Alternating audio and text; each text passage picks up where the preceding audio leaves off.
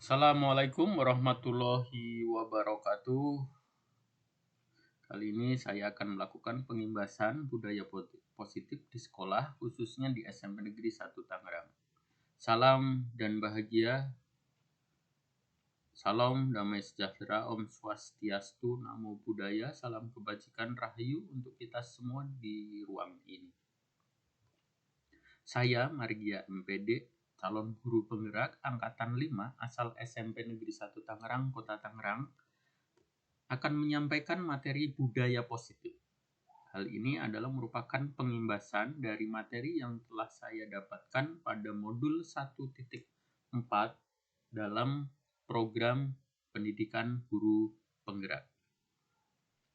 Agendanya adalah pembukaan, kemudian kompetensi lulusan, capaian umum, capaian khusus, pemahaman inti, eksplorasi konsep, refleksi. Kemudian ini adalah kompetensi lulusannya, ini capaian umumnya, ini capaian khususnya. Kemudian yang pertama adalah pertanyaan pemantik. Apakah Anda setuju dengan pernyataan ini? 1. Hukuman dapat mendisiplinkan anak. 2. Pemberian hukuman dengan hal positif seperti membaca atau membersihkan halaman dapat meningkatkan disiplin anak. Ketiga, memberi penghargaan dapat meningkatkan motivasi belajar anak. Ini adalah pertanyaan pemantik dan jawabannya kalau saya, jawabannya adalah ya semua. Ya. Namun kita akan coba untuk melihat seperti apa sih teori-teori yang berkaitan dengan pernyataan ini. Topik dalam eksplorasi konsep ini adalah disiplin positif dan nilai-nilai kebajikan universal, teori motivasi, hukuman dan penghargaan, restitusi, keyakinan kelas, kebutuhan dasar manusia dan dunia berkualitas, restitusi 5 posisi kontrol, kemudian restitusi segitiga restitusi. Yang pertama adalah disiplin positif dan nilai-nilai kebajikan universal. Coba kita praktekkan. A dan B adalah teman.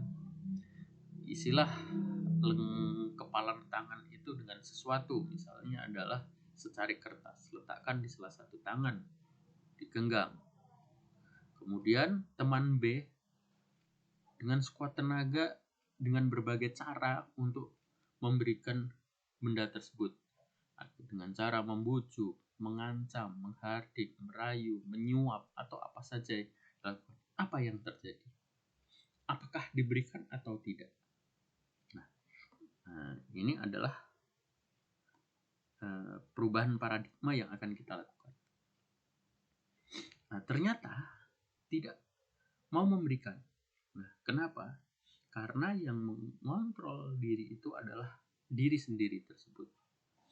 Ya, kecuali memang kalau disuap, buka kertas kasih 1 miliar mau, ya sudah. Tapi kan tidak mungkin hanya dengan membuka kepalan tangan membayar dengan 1 miliar misalnya. Ilusi guru mengontrol murid. Ilusi bahwa kritik dapat membuat orang merasa bersalah dapat menguatkan karakter. Ilusi bahwa semua penguatan positif efektif dan bermanfaat. Ilusi bahwa orang dewasa memiliki hak untuk anak.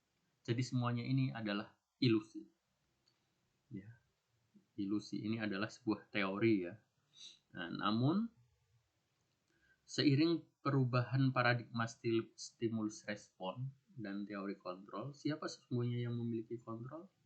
Nah, kita berusaha memahami pandangan orang. Semua perilaku memiliki tujuan. Hanya orang yang bisa mengontrol diri. Anda tidak bisa mengontrol orang. Kolaborasi dan menciptakan pilihan baru. Model berpikir menang kalah. Nah, disiplin positif ini terdiri dari teori kontrol, teori pilihan, Dr. William Glasser. Anda tidak bisa mengontrol orang lain, hanya Anda yang bisa mengontrol diri Anda. Ya, semua perilaku memiliki tujuan. Model berpikir menang, kolaborasi dan kekuatan menciptakan pilihan baru. Realitas, kebutuhan jika kita berusaha memahami pandangan orang lain tentang dunia. Setiap orang memiliki gambaran yang berbeda. Disiplin ini artinya adalah belajar. Maka asal kata dari ini konotasi dengan disiplin diri Socrates dan Plato. Disiplin diri membuat orang menggali potensi menuju sebuah tujuan apa yang dihargai. Namun dalam budaya kita, maka kita disiplin telah berubah menjadi sesuatu yang dilakukan seseorang pada orang lain untuk mendapatkan kepatuhan. Kecenderungan umumnya adalah menghubungkan kata disiplin dengan ketidaknyamanan, bukan dengan apa yang kita hargai atau mulia. Disiplin harus dipaksakan, disiplin harus ditegakkan, dan seterusnya. Ternyata itu kurang tepat. Nilai kebajikan yang ada di dalam tujuan mulia sebagai individu ini puluhan, mungkin ratusan. Ya, baik itu dari lintas bahasa, suku bangsa, agama maupun latar belakang. Ya, setiap perilaku perbuatan memiliki tujuan dengan mengaitkan nilai kebajikan yang diyakini seorang. Motivasi intrinsiknya akan terbangun sehingga menggerakkan motivasi dalam diri. Nilai-nilai kebajikan yang dicapai oleh setiap anak Indonesia, nah kita kenal dengan profil pelajar Pancasila. Nah ini sebenarnya puluhan, ratusan perilaku positif atau kebajikan universal itu sebenarnya dirangkum ya ke dalam 6 dimensi di dalam profil pelajar Pancasila. Yang pertama, beriman, bertakwa kepada Tuhan Yang Maha Esa dan berakhlak mulia. Nomor 1 ya. Yang kedua, mandiri. Ketiga, bernalar kritis. Yang keempat, berkebinekaan global, bergotong royong, dan kreatif. Ini dituangkan di dalam dimensi dalam profil pelajar Pancasila. Teori motivasi, hukuman, dan penghargaan.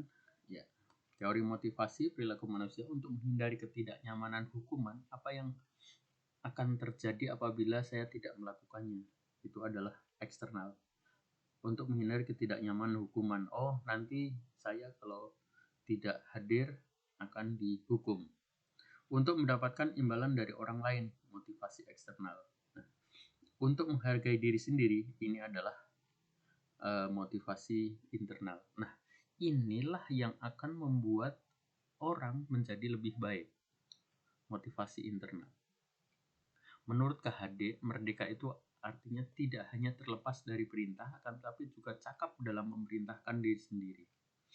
Nah, berikutnya adalah restitusi. Restitusi adalah proses menciptakan kondisi bagi murid untuk memperbaiki kesalahan mereka, sehingga mereka bisa kembali pada kelompok mereka dengan karakter yang lebih kuat.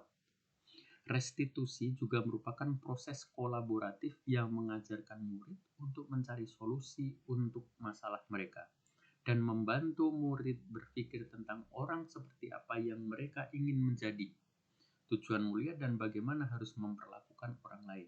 Ini adalah pendapat Goosen tahun 2024. Dalam hal ini, maka peran guru adalah membuat bagaimana siswa untuk menemukan dirinya untuk memiliki karakter yang lebih kuat dan benar. Ciri-ciri restitusi bukan untuk menebus kesalahan, namun untuk belajar dari kesalahan.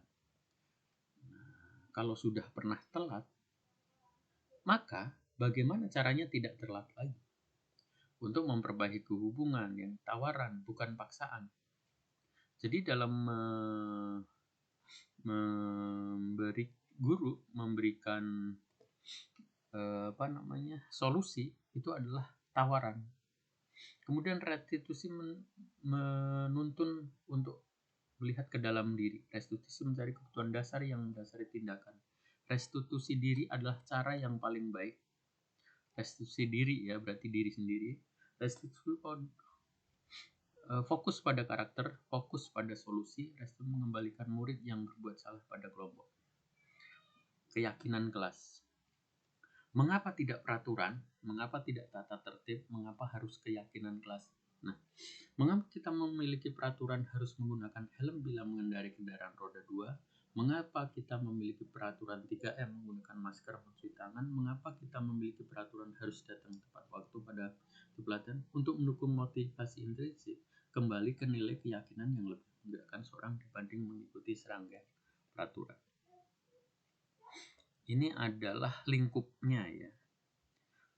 Lingkupnya yang terendah itu adalah peraturan kelas, kemudian lebih luas itu keyakinan kelas, selanjutnya lingkungan positif, dan juga budaya positif. Nah, kalau sudah nanti menjadi budaya positif di sini, insya Allah tidak ada lagi pelanggaran-pelanggaran yang dilakukan oleh siswa. Yang mana yang merupakan keyakinan kelas, mengapa?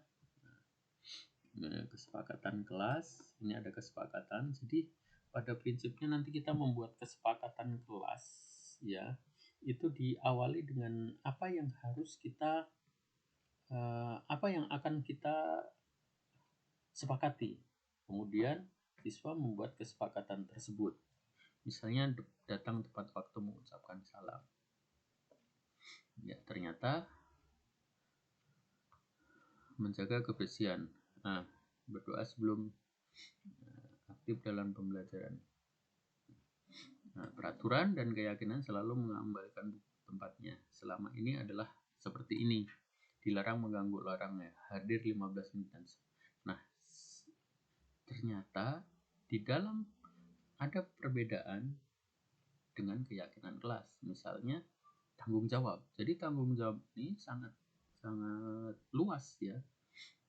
Mengembalikan buku ke tempatnya berarti kan tanggung jawab, menghormati orang lain, menghormati. Jadi ini adalah kata-kata positif ya. Kalau ini apa ya, peraturan, larangan ya, dilarang dan seterusnya. Dilarang menggunakan narkoba, ini berarti keyakinan kelasnya kesehatan.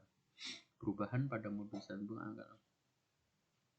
menambah penambahan materi pada dihukum oleh penghargaan semula ada 5 di 8 dihukum oleh penghargaan.